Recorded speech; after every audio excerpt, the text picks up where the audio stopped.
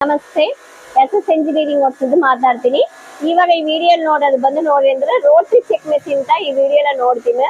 ಅದಾவது Rotary check ಅಂದ್ರೆ ನಿಮಗೆ ಬಂದು ಉರಲ್ ಉಳಕ್ಕೆ ಎರಡುವೇ ನೋಡಿ ಅಂದ್ರೆ ನಿಮಗೆ ಬಂದು ಅಯನ್ ಕಾಸ್ಟಿಂಗ್ ಬರೋದು SS ல ಕವರ್ ಆಗೋದು.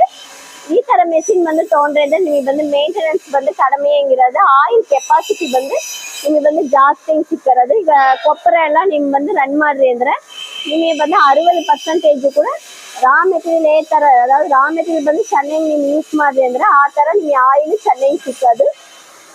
ಉಳಕೈ ಉರಲ್ ನೋಡಿ ಅಂದ್ರೆ ನಿಮಗೆ ಕಾಸ್ಟಿಂಗ್ ಅಯನ್ ಇರೋದು.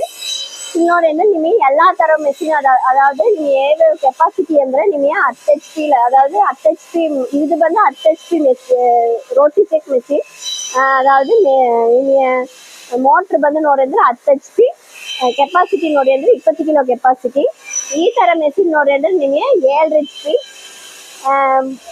15 ಕಿಲೋ ಕೆಪಾಸಿಟಿ.